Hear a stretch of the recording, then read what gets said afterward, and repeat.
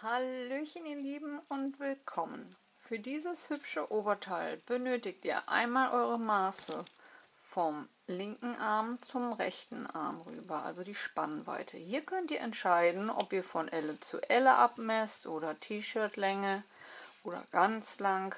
Das kann jeder machen, wie er möchte. Ich habe mich hier für eine Ärmelspannweite von 80 cm entschieden. Also einmal komplett herüber. Ihr könnt, wenn euch das Ganze schwerfällt und ihr alleine seid, einen gut sitzenden Pullover anziehen, euch ein bisschen Tesafilm hinzunehmen und euch links und rechts an den Ärmeln die Stelle markieren, Pullover ausziehen, glatt streichen und abmessen. Dann habt ihr auch ganz leicht euer Ergebnis raus. Als nächstes müssen wir die Gesamtlänge des Oberteils ermitteln. Dann könnt ihr auch von dem Pullover, wenn ihr euch einen hinzugenommen habt, oder an euch selbst einfach mal vom Halsansatz herunter messen, wie lang euer Oberteil werden soll. Diese Art von Oberteil allerdings wird immer auf Hüfte getragen. Ganz junge Mädels auch gerne mal bauchfrei. Da das Ganze allerdings unter die Breitarm-Rubrik fällt, sollte das nicht über die Hüften gehen. Das sehe dann am Ende nicht aus. Da könnt ihr dann lieber später hüftbreit nochmal einen längeren Rand anfügen. Das würde gehen, aber die Ärmel sind abhängig auch von der Gesamtlänge des Hauptkörpers, den ihr hier häkeln werdet. Hier habe ich mich für 45 cm entschieden. Also müsst ihr euch das nun so vorstellen, dass wir jetzt zweimal einfach eine Fläche, Ärmelspannweite, mal Länge. Also wird mein Oberteil 80 mal 45 und das Ganze mal 2. Im späteren Verlauf wird das Ganze dann verbunden, dazu kommen wir dann aber später. Jetzt ist erst einmal wichtig, dass ihr eure Ärmelspannweite ausmesst, eure Gesamtlänge bis zu den Hüften, dann die Maße für euer Rechteck sozusagen habt und euch darauf einstellt, diese Fläche zweimal häkeln zu müssen.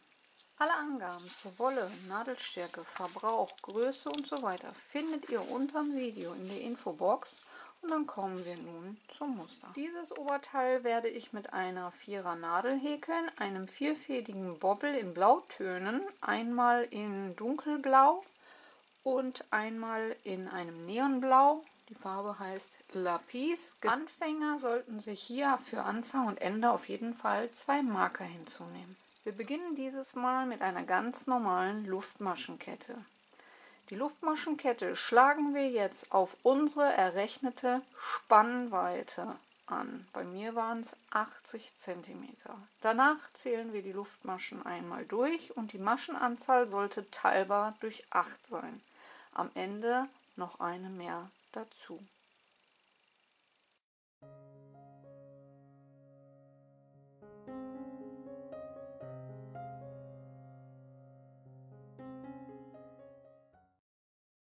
auf meine 80 cm zu kommen, habe ich insgesamt 129 Maschen angeschlagen. 128 teilbar durch 8 plus eine mehr. Nachdem ihr eine Kette angeschlagen habt, für euer Projekt durchgezählt, teilbar durch 8 plus eine mehr, kommen wir nun zur Reihe 1. Wir halten den Daumen auf die erste Masche drauf und häkeln zusätzlich eine Luftmasche, stechen in die erste Masche ein. Ich nehme hier vorzugsweise immer die untere einzelne Schlaufe und häkel eine feste Masche ab. Die untere einzelne Schlaufe nehme ich deswegen gerne, weil ich dann auf der anderen Seite komplette Maschen habe, wo ich später dann auch anhäkeln kann. Danach machen wir 2 Luftmaschen, lassen 2 Maschen frei und stechen in die dritte Masche mit einem Umschlag ein. Halten das Ganze ein bisschen fest, damit sich die Masche nicht zu weit auseinander zieht, denn jetzt kommen Büschelmaschen. Wir holen den Faden durch und ziehen diesen nach oben, etwa ein halbes Stäbchen hoch. Umschlag, einstechen, Faden holen, hochziehen. Das war ein zweites Mal. Umschlag, einstechen, Faden holen, hochziehen. Drittes Mal. Umschlag, einstechen, Faden holen, hochziehen. Viertes Mal und noch ein fünftes Mal. Faden holen, hochziehen. Am besten etwas wackeln, dann legen sich die Schlaufen auch besser und ihr könnt die Nadel leichter durchziehen. Das Ganze wird dann mit einer Luftmasche geschlossen. Diese Luftmasche zählen wir nicht mit. Jetzt kommt wieder eine Luftmasche. Für diese eine Luftmasche lassen wir eine Masche frei und gehen in die zweite Masche mit einem Umschlag hinein, halten diese auch wieder fest und häkeln hier wieder eine Büschelmasche mit 5 Umschlägen. Faden holen, hochziehen, Umschlag einstechen, Faden holen, hochziehen, Umschlag einstechen, Faden holen, hochziehen und noch zweimal. Dann haben wir insgesamt 5 Mal den Faden geholt, etwas wackeln und dann kriegen wir die Nadel auch locker durchgezogen und die Büschelmasche wird mit einer Luftmasche geschlossen, die nicht mitgezählt wird. Es folgen wieder 2 Luftmaschen. 2 Maschen freilassen und eine feste Masche in die dritte Masche. Und dann sollte das Ganze so aussehen. Wir beginnen mit einer festen Masche, 2 Luftmaschen, lassen 2 Maschen frei, eine Büschelmasche, die mit einer Luftmasche geschlossen wird. Danach kommt eine Luftmasche für eine Masche freilassen, wieder eine Büschelmasche, die mit einer Luftmasche geschlossen wird und dann wie am Anfang wieder 2 Luftmaschen, 2 Maschen freilassen und in die dritte eine feste Masche. 2 Luftmaschen, 2 Maschen freilassen und in die dritte wieder eine Büschelmasche mit 5 Umschlägen.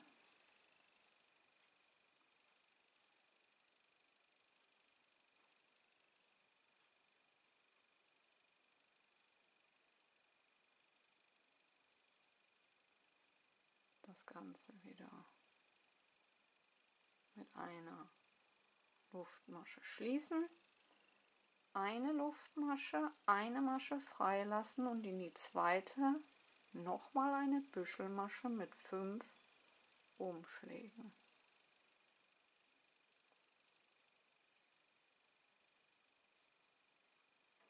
Hier sei gesagt, ihr könnt auch weniger oder noch mehr Umschläge machen. Es kommt darauf an, wie dick ihr eure Büschelmaschen haben wollt. Ich finde, dass 5 Umschläge dieses Muster am schönsten zur Geltung bringen und daher bleibe ich bei dieser Anzahl. Es folgen wieder 2 Luftmaschen, 2 Maschen freilassen und in die dritte eine feste Masche. 2 Luftmaschen, 2 Maschen freilassen und in die dritte eine Büschelmasche mit 5 Umschlägen.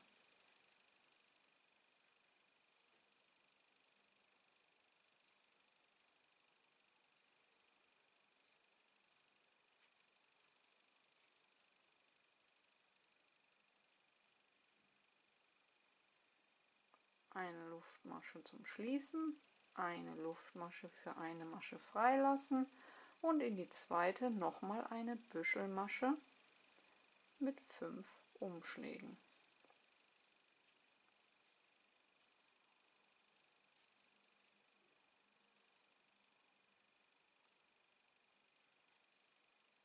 Eine Luftmasche, danach 2 Luftmaschen, 2 Maschen freilassen und eine feste Masche.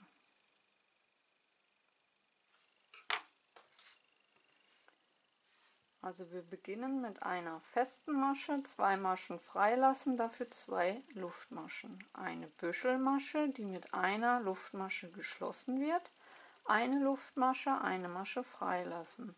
Eine Büschelmasche, die mit einer Luftmasche geschlossen wird.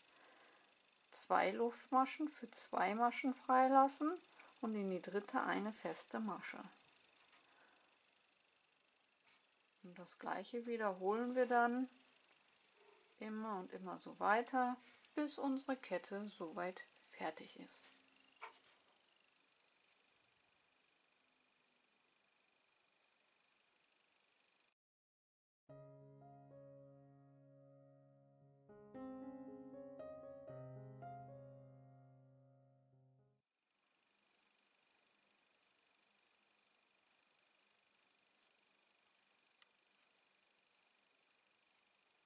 Und am Ende, nach der letzten Büschelmasche, 2 Luftmaschen, 2 Maschen freilassen und in die letzte Masche eine feste Masche. Das war Reihe 1. Kommen wir zu Reihe 2. Reihe 2 beginnt mit 3 Steigeluftmaschen für ein Stäbchen, einen Umschlag und noch ein Stäbchen in die zweite Luftmasche der Kette. Vor der Büschelmasche einstechen und ein Stäbchen häkeln. Ihr könntet auch um die Kette herumstechen, aber dann kommt das Muster später nicht so zur Geltung, da sich kleine Dächer bilden sollten und die ziehen sich dann aber zu sehr zusammen. Mal hängt einer mehr links, mal hängt einer mehr rechts. Und das könnt ihr vermeiden, indem ihr lieber in die Luftmaschen selbst einstecht.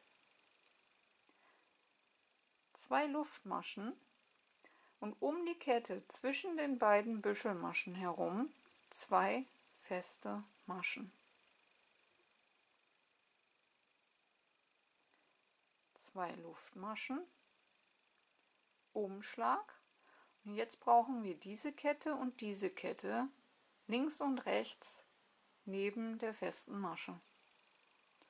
Wir machen einen Umschlag und gehen von der festen Masche aus 2 Luftmaschen nach links und häkeln dort unser erstes Stäbchen. Machen einen Umschlag und gehen von der festen Masche aus 2 Luftmaschen nach rechts. Stechen dort ein und häkeln unser Stäbchen.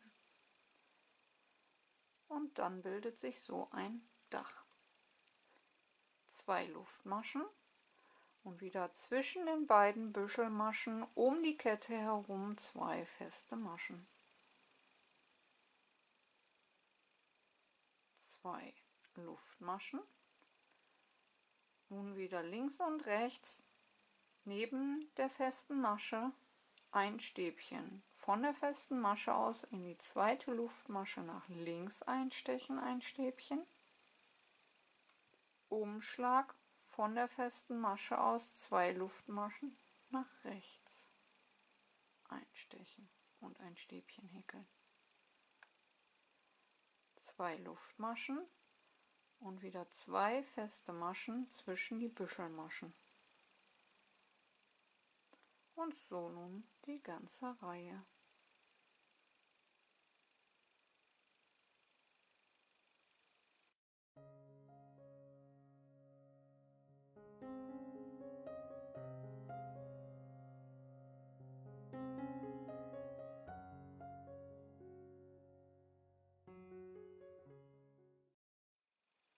Und am Ende eurer Reihe 2 Luftmaschen, ein Stäbchen in die Kette, nach der Büschelmasche in die erste Luftmasche häkeln und ein Stäbchen in die feste Masche der Vorreihe häkeln.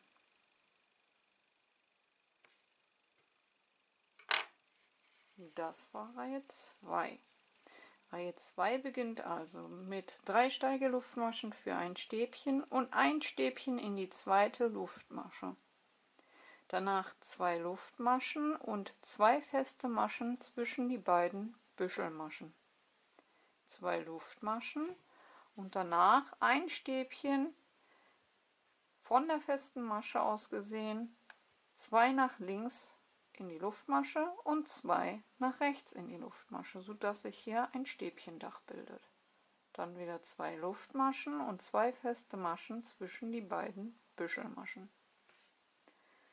Und diese beiden Reihen wiederholen sich nun immer. Kommen wir nun zur Reihe 3. Reihe 3 beginnt deswegen auch wieder mit einer festen Masche. Direkt in die erste Masche. Und nun kommen wieder diese 2 Büschelmaschen. Wir machen 2 Luftmaschen, machen einen Umschlag und gehen in die erste feste Masche hinein und häkeln dort eine Büschelmasche mit 5 Umschlägen.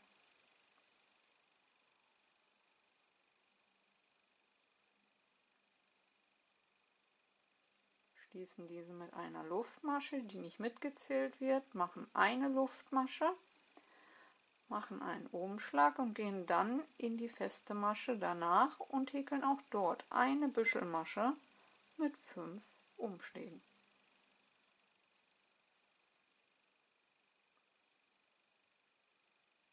Eine Luftmasche. Danach 2 Luftmaschen und nun in das Dach der Vorreihe einfach um die Kette herum eine feste Masche. 2 Luftmaschen, Umschlag, in die erste feste Masche hineingehen und dort eine Büschelmasche aus 5 Umschlägen häkeln.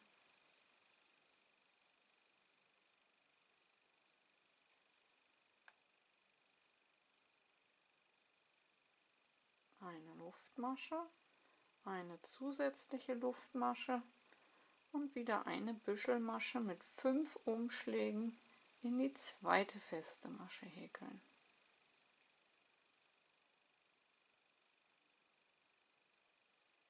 Eine Luftmasche zum Schließen, 2 Luftmaschen und wieder eine feste Masche in dieses Dach der Vorreihe, einfach um die Kette herum. 2 Luftmaschen und danach wieder die 2 Büschelmaschen mit einer Luftmasche dazwischen und so nun die ganze Reihe.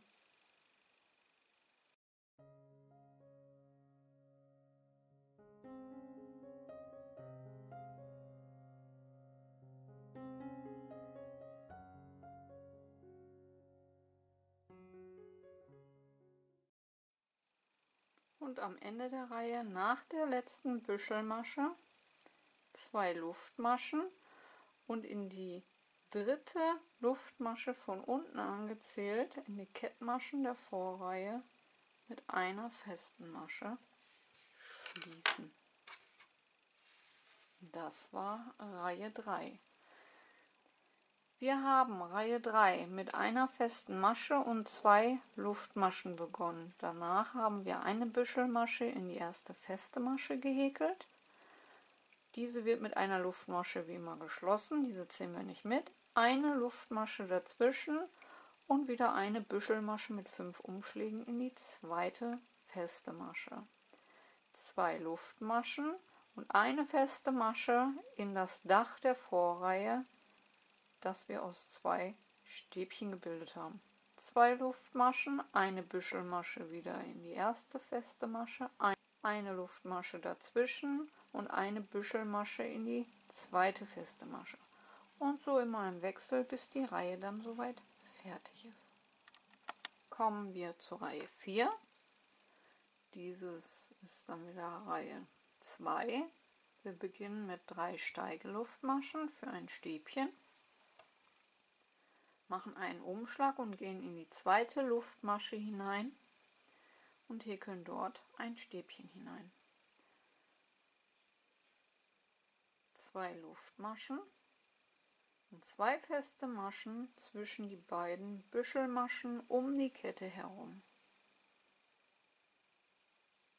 2 Luftmaschen, ein Umschlag und nun wieder von der festen Masche aus 2 nach links und 2 nach rechts, um unser Stäbchendach zu bilden. Ein Stäbchen in die zweite Luftmasche nach links und ein Stäbchen in die zweite Luftmasche nach rechts. 2 Luftmaschen, 2 feste Maschen zwischen die beiden Büschelmaschen. 2 Luftmaschen, in die zweite Luftmasche nach links ein Stäbchen,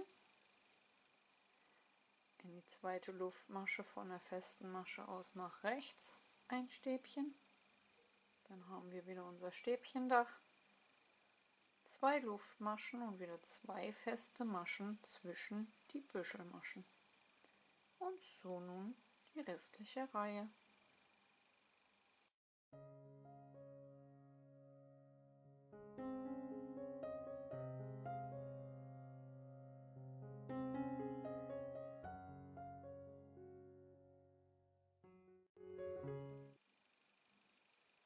Und nach den 2 festen Maschen 2 Luftmaschen und ein Stäbchen in die erste Luftmasche der Kette und ein Stäbchen direkt danach in die feste Masche der Vorreihe.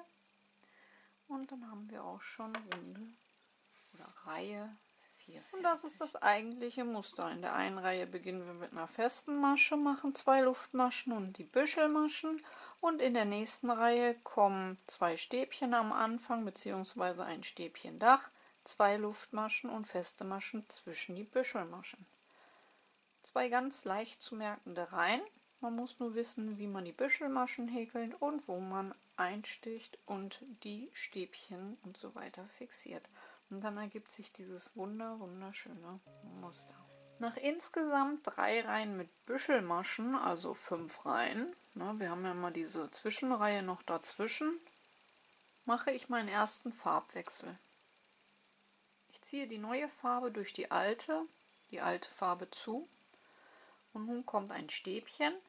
Daher häkle ich die erste Luftmasche mit allen Fäden gemeinsam ab, so sind diese fixiert. Kann mich dann von der alten Farbe trennen. Und für das Stäbchen nochmal 2 zusätzliche Luftmaschen hinzu häkeln mit dem einzelnen Faden. Und dann geht das Ganze wieder von vorne los. Und zwar häkle ich ein Stäbchen in die zweite Luftmasche. Wieder meine 2 Luftmaschen und 2 feste Maschen zwischen die beiden Büschelmaschen. 2 Luftmaschen und wieder mein Stäbchendach. Ein Stäbchen links in die Kette, ein Stäbchen rechts in die Kette. Und so weiter und so fort. Und diese Reihe mache ich jetzt nur eine Büschelmasche. Also hiernach die Reihe mit den Büschelmaschen und dann werde ich wieder auf meine ursprüngliche Farbe gehen. Wieder 3 Reihen mit Büschelmaschen und dann 2 Reihen mit dem Neonblau. Und so lasse ich die Neonblau immer größer werden und die Dunkelblau bleibt immer bei diesen 3 Reihen mit Büschelmaschen. Das gibt einen wunderschönen Farbeffekt. Den zeige ich euch dann, wenn ich soweit bin. Ja, und ansonsten heißt es jetzt erst einmal Reihe für Reihe soweit häkeln, bis ihr eure Fläche dann soweit fertig habt.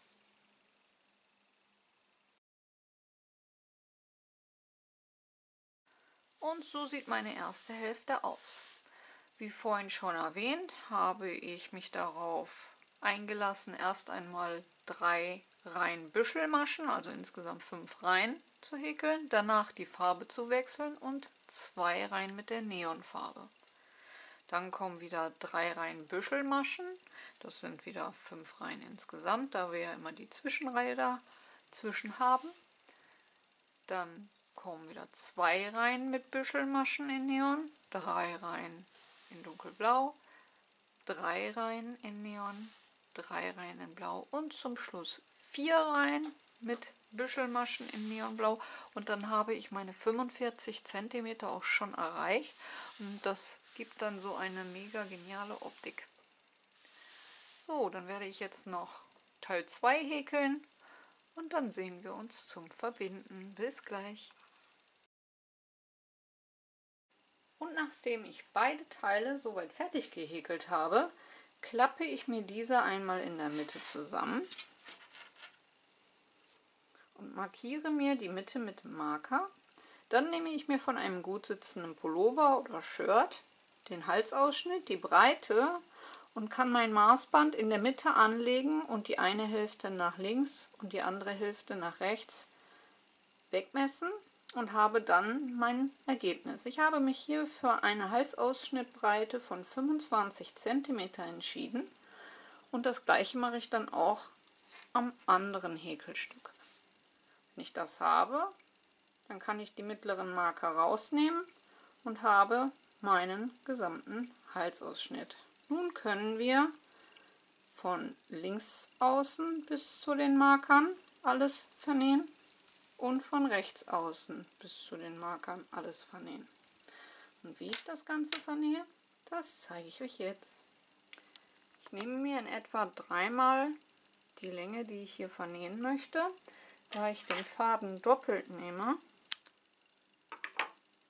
da sich auf den Schultern das Ganze auch gerne auseinanderzieht,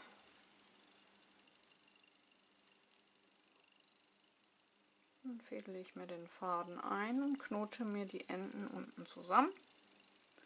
Das lässt sich dann auch gleich leichter fixieren, also das hat mehrere Vorteile. Dann schnappe ich mir meine Ecke außen, ziehe den Faden durch beide Häkelstücke durch und kann dann unten durch das Knötchen hindurch gehen und habe schon meinen Faden fixiert. Nun nehme ich den Couchstich oder auch Matratzenstich genannt und gehe immer einen halben Zentimeter zur Seite am hinteren Häkelstück hinein, lege mir den Faden über, das müsst ihr aber nicht, ihr könnt auch einfach in Höhe des Fadens dann am vorderen Häkelstück einstechen und circa einen halben Zentimeter, also eine Maschenbreite, zur Seite wegnähen. Dann wieder in Höhe des Fadens am hinteren Häkelstück einstechen und wieder in Höhe des Fadens am vorderen Häkelstück einen halben Zentimeter zur Seite einstechen. Darauf achten, dass sich das hier nicht so weit zusammenzieht. Und so dann immer im Wechsel, vorderes Häkelstück, hinteres Häkelstück, immer einen halben Zentimeter, also circa eine Maschenbreite, zur Seite wegnähen. Und dann bekommt ihr eine wunderschöne flache Naht, die man überhaupt nicht mehr sieht.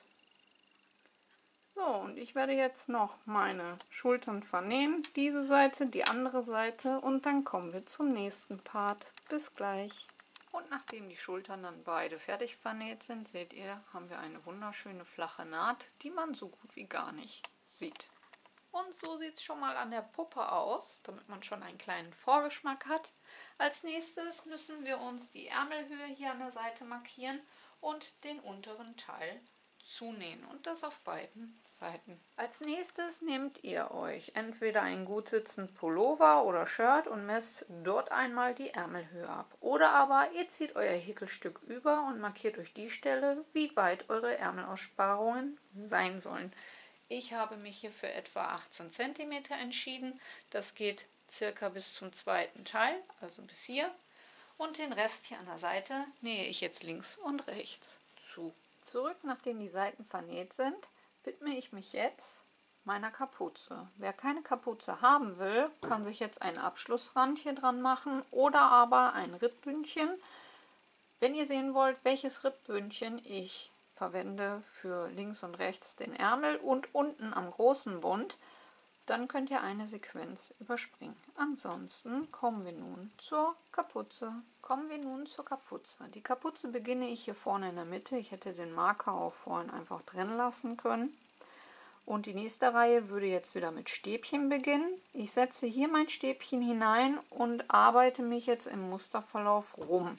Das Gute ist, dass auch hier an der Seite, wo die Naht ist, wir ganz normal im Musterverlauf bleiben können. Wir haben hier die beiden Büschelmaschen und hier wäre dann die feste Masche. Wenn ich einmal rum bin, schließe ich in der gleichen festen Masche auch dann wieder mit einem Stäbchen. Der einzige Unterschied ist, dass ich in der nächsten Reihe zur anderen Richtung häkeln werde, weil hier vorne offen bleiben muss. Das nächste ist, dass eine Kapuze normalerweise vorne mit Zunahmen bestückt wird. Das ist aber bei diesem Muster eher schwierig und nicht mehr Anfänger geeignet. Daher habe ich mich dazu entschieden, einfach gerade jetzt die Fläche hochzuhäkeln. Ihr müsst euch das aufgeklappt vorstellen, also einfach hin, her, hin und her. Und einfach ein Stück länger häkeln als euer Kopfende, so circa 3 cm mehr. Dann würde sich die Kapuze auch nach außen wölben und wir haben so mehr Platz. Den Rest machen wir dann später vorne mit einem Bündchen, so wie wir es links und rechts und unten an den Rändern noch häkeln werden. Bei dem Muster brauche ich jetzt nicht mehr dabei sein und euch das Ganze zeigen. Wie gesagt, bleibt einfach im Musterverlauf, das ist hier nicht schwierig, denn das könnt ihr einfach beibehalten. Das Einzige ist, dass ihr hier vorne offen lasst, also immer hin und her häkelt. Und jetzt erst einmal eine gerade Fläche hochhäkelt, bis ihr an eurem Kopfende angekommen seid, plus ca. 3 bis 5 cm.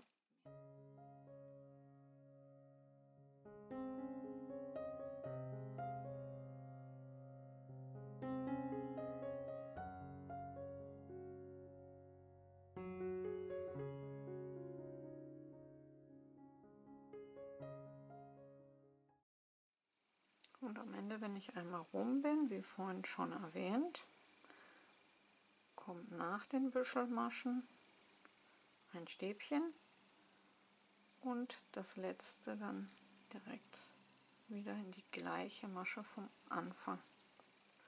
Na, wir haben in der festen Masche in der Mitte mit 3 Steigeluftmaschen begonnen und vor den Büschelmaschen unser Stäbchen gehäkelt, denn das beginnt ja mit einem Dach, das Muster.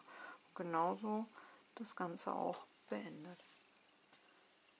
An der Schulter mache ich nach den Büschelmaschen ein Stäbchen und hier auf der anderen Seite vor den Büschelmaschen ein Stäbchen, denn die Schulternaht kann man sozusagen als die feste Masche werten. Also können wir hier komplett im Musterverlauf bleiben. Die nächste Reihe würde nun mit einer festen Masche beginnen. Dazu wenden wir, machen wir wieder unsere 2 Luftmaschen und beginnen mit unseren Büschelmaschen. Und so häkeln wir jetzt unsere Fläche einfach nach oben, bis wir die Länge bzw. Höhe unserer Kapuze erreicht haben.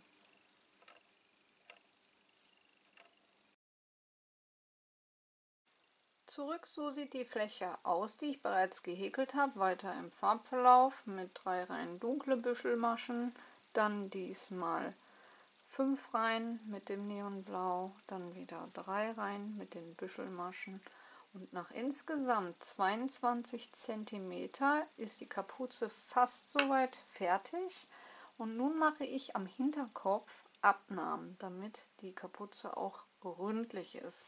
Wenn ihr eine spitze Kapuze haben wollt, dann braucht ihr einfach oben nur das Stück zunähen. Bei einer ründlichen Kapuze müssen wir in der Mitte Abnahmen machen. Ich habe fast bis zum Marker zurückgehäkelt, also mir die Mitte markiert. Und bei dem Muster können wir jetzt gleich einfach mal schauen, wie wir die Abnahmen machen können. Also wir werden ungefähr 3 Abnahmen brauchen, um eine leichte Rundung zu bekommen. Bei den Büschelmaschen müsste es eigentlich einfach sein. Da können wir einfach die Büschelmaschen zusammen machen und die eine feste Masche überspringen. Hier allerdings in der Reihe, so mal schauen, wie wir das jetzt gleich machen. Da bin ich mir auch noch nicht so schlüssig. So. Nach den 2 festen Maschen bin ich jetzt am Marker angekommen und anstatt 2 Luftmaschen zu machen und dann unser Dach, häkel ich jetzt direkt das Dach ups, und ziehe somit schon mal hier ein ganzes Stück zusammen. Es sind ja immerhin 4 Maschen, die dann weg sind. Ohne Luftmaschen, dann direkt rüber in die Büschelmaschen. Und dann haben wir hier schon ein ganzes Stück zusammengezogen und dieses Löchslein, was sich hier bildet, ist nicht allzu groß, sondern setze ich mir auch den Marker genau da hinein, um zu wissen, dass da gleich die nächste Abnahme sein muss. Als nächstes mache ich das Muster wieder so weiter wie sonst mit 2 Luftmaschen und dann die Dächer verteilen. 2 Luftmaschen und die 2 festen Maschen zwischen die Büschelmaschen. So, ich häkle jetzt einmal die Reihe fertig und wieder zurück zum Marker und dann machen wir die nächste Abnahme auch nochmal zusammen. Wieder am Marker angekommen, habe ich hier 2 feste Maschen, hier 2 feste Maschen und möchte jetzt wieder ein paar Maschen abnehmen, vorzugsweise natürlich wieder 4 Stück. Mache meine 2 Luftmaschen und häkel in die äußere, also erste feste Masche, eine Büschelmasche.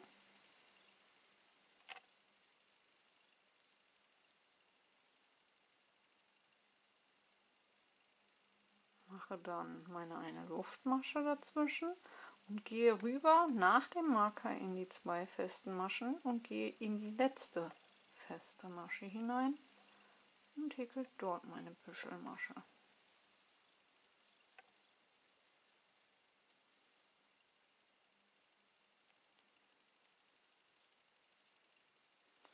Und dann habe ich auch hier wieder meine nächste Abnahme geschaffen.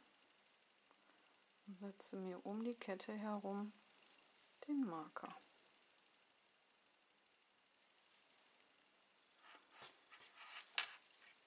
Und dann könnt ihr immer mal wieder die Spitzen aufeinander legen.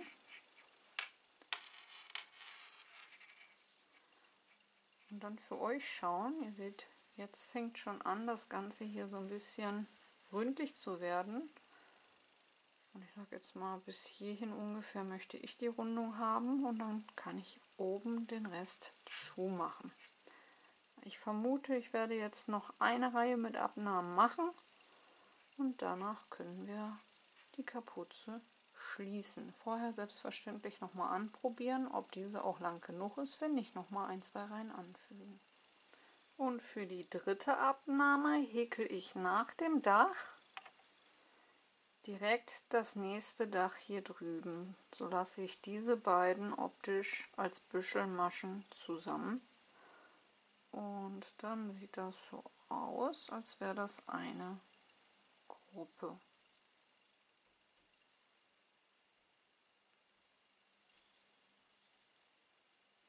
So.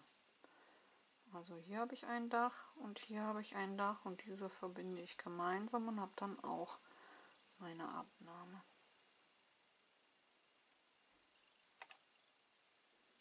Und den Rest häkel ich dann weiter wie bisher.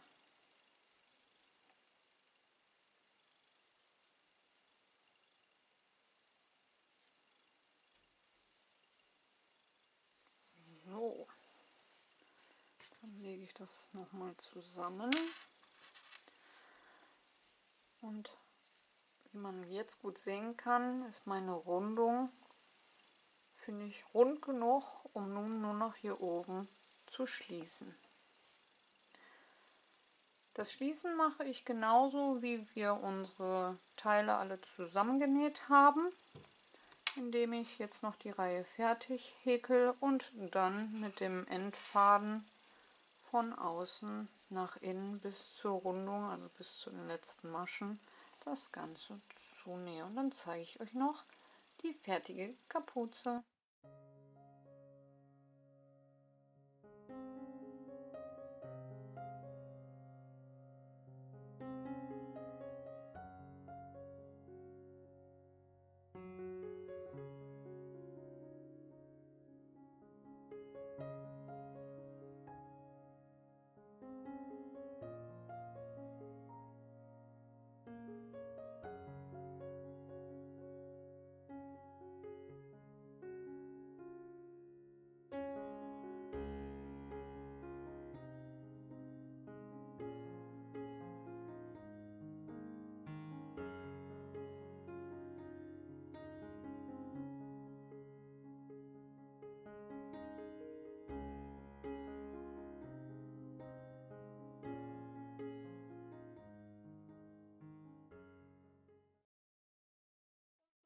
Kapuze fertig aus. Ich denke, das hat eine schöne Rundung. Wie schon gesagt, wenn ihr eine spitz zulaufende Kapuze haben möchtet, dann einfach gar keine Abnahmen machen, die Mütze auf Gesamtlänge häkeln und einfach zunähen. Ansonsten halt mit mehreren Abnahmen bestimmt ihr die Rundung. Hätte ich jetzt noch 2, 3 Runden mehr dran gemacht, wäre die Kapuze sogar noch runder. Aber ich finde, so sieht es richtig klasse aus. Und zum Schluss kommen wir nun zu den Rändern, und zwar an den Ärmeln. An der Kapuze selbst brauchen wir auch noch einen Rand und unten am Bund. Kommen wir nun noch zum Abschlussrand, zu unserem Bündchen. Dieses brauchen wir einmal an unserer Kapuze, links und rechts an den Ärmeln und unten das große Bund. Bei der Kapuze ist es am kompliziertesten. Dort nehme ich mir unten die Mitte, nehme mir eine der beiden Farben hinzu und fixiere mir den Faden mit 3 Luftmaschen und verteile jetzt erst einmal ringsherum Stäbchen. Dazu steche ich immer um ein liegendes Stäbchen ein und häkel ein Stäbchen. Dann in diese Zwischenlücke zwischen diesen Stäbchen links und rechts ein Stäbchen. Dann kommt hier wieder so ein liegendes Stäbchen. Dann in die Lücke dazwischen, quasi in die Verkreuzung, wieder in das liegende Stäbchen, in die Verkreuzung,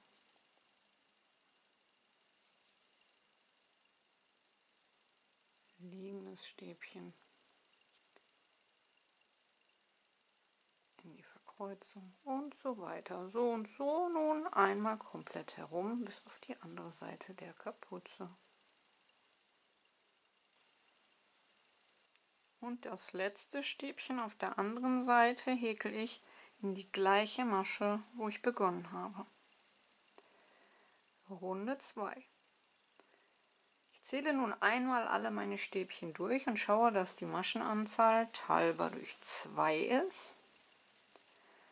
Steigeluftmaschen bleiben über Steigeluftmaschen, zählen schon bereits als erstes Stäbchen. Und dann gehen wir um das erste Stäbchen herum und häkeln ein Reliefstäbchen ab.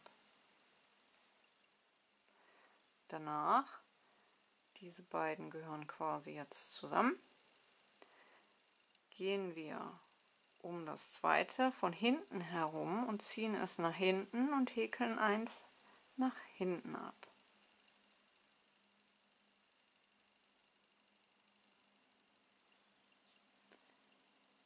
Danach gehen wir in das nächste Stäbchen von hinten herum und häkeln ein Reliefstäbchen nach hinten ab. Das danach genauso. Noch eins nach hinten. So haben wir jetzt 2 nach vorne, 2 nach hinten. Ein Umschlag. Das nächste wird wieder als Reliefstäbchen nach vorne gehäkelt und das danach auch. Umschlag, die nächsten beiden als Reliefstäbchen nach hinten.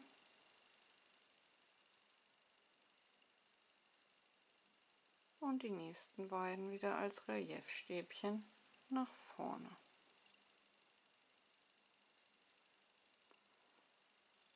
Und so nun einmal komplett wieder bis auf die andere Seite. Und am Ende der Reihe häkle ich die letzten beiden noch nach hinten, beziehungsweise das vorletzte nach hinten und das letzte häkle ich in der zweiten Steigeluftmasche von unten angezählt als ein normales Stäbchen ab, so wie auf der anderen Seite. Und nun haben wir so einen genialen Rand.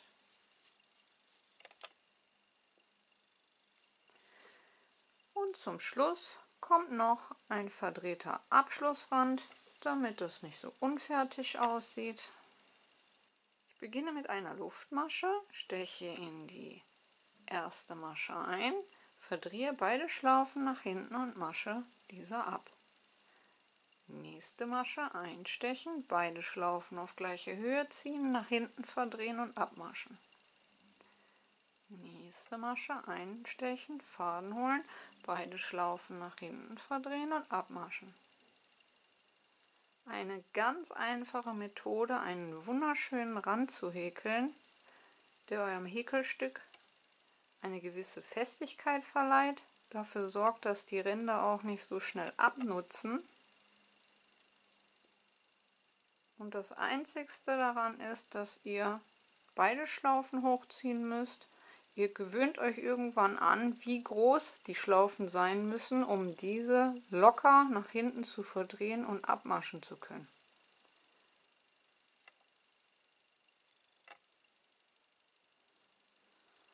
Und dann bekommt ihr so einen genialen Rand, der einmal hier auf der Seite so aussieht und auf der anderen Seite so aussieht.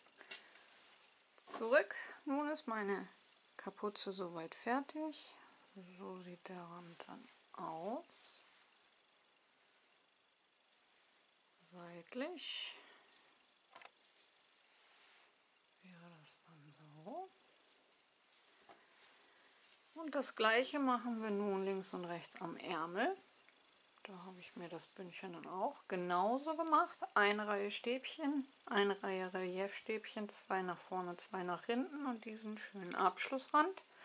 Bei den Ärmeln ist das Einzige, worauf ihr achten müsst, dass ihr die Maschen gleich verteilt. Also ihr macht den ersten Ärmel, zählt dann die Stäbchen einmal durch und die gleiche Stäbchenanzahl dann auch auf der anderen Seite verteilen, sonst bekommt ihr ungleiche Ärmel. Ja, und das gleiche habe ich dann in dunkelblau auch nochmal unten am großen Bund gemacht. Und wie ihr seht, habe ich so eine ganz leichte Elastizität drin, was natürlich super ist, damit es nicht vollkommen auslatscht. Ich hoffe, euch hat die Anleitung gefallen und ihr seid gut mitgekommen. Vergesst nicht, eure Bewertung da zu lassen, wie immer ganz, ganz wichtig. Kanal abonnieren ist kostenlos, Glöckchen drücken und kein Video mehr verpassen. Über jedes Abo freue ich mich natürlich sehr. Ja, und dann würde ich sagen, an die Nadeln und los geht's. Und ich hoffe, wir hören uns zum nächsten Mal. Bis dahin. Ciao, ciao.